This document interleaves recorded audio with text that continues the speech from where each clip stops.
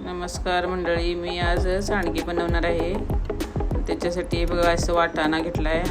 ह्या वाटाण्याची ना ती डाळ करून घेतलेली आहे आणि ह्या वाटाण्याची भाजी पण खूप छान लागते आणि डाळ करून सांडगे घातले तरी खूप छान लागतात.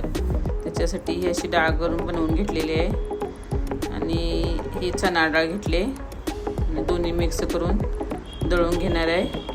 आणि दोन डाळीचेच खरे एवढे इतके छान होतात ना सांडगे, खूप छान होतात. आणि आता दळायला टाकणार आहे.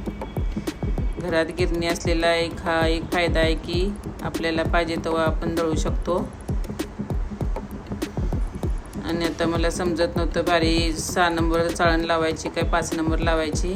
म्हटलं जरा मोठीच लावलेली बरी, कारण की बारीक झालं तर ती सांडगी लवकर शिजत नाहीत आणि घट्ट तसेच राहतात. आणि मोठं दळलं तर जरा सांडगा लवकर शिजतो, त्याच्यामुळे मोठं दळून घेतलं.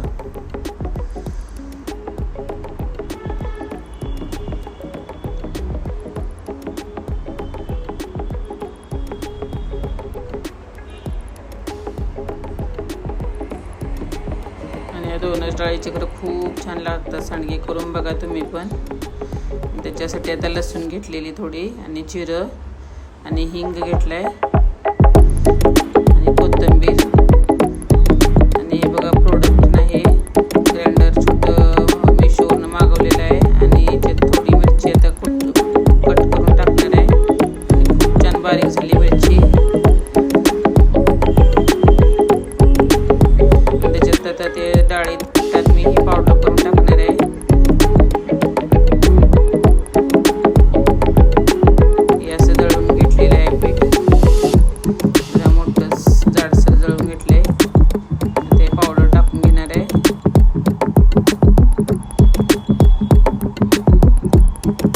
कलर छान बाहेरण्यासाठी ना असं पावडर करून टाकल्यानंतर सांडग्यांना कलर छान येतोय. मीठ टाकून घेतलं. घरची चटणी टाकली तर कसं कलर चांगला येत नाही, त्याच्यामुळे मी मिरची पावडर करून टाकली. आणि आता ही लसूण, जिरं आणि कोथिंबीरची पेस्ट करून घेतली होती. आणि आता हे असं मळून घेतले पीठ. सांडगे घालायचे चालले बघा. असं बारीक तोडायचे, थोडं थोडंच घेतले मी पीठ, कारण की थोडं घेतल्यामुळे बारीक सांडगा पडतोय. मोठा सांडगा झाला तर शिजणार नाही, त्याच्यामुळे मी बारीक सांडगे घालून घेतले.